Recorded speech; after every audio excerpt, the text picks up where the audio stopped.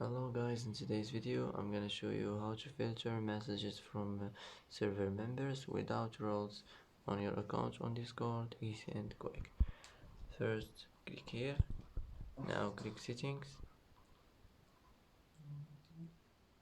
now click moderation, and here as you see you will find filter messages from members without roles. Click on it. After this click save and it should be saved, and that's it for today.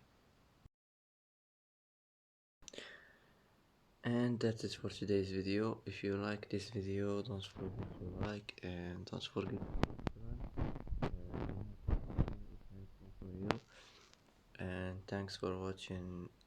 Thanks for watching till the end, and see you in the next video.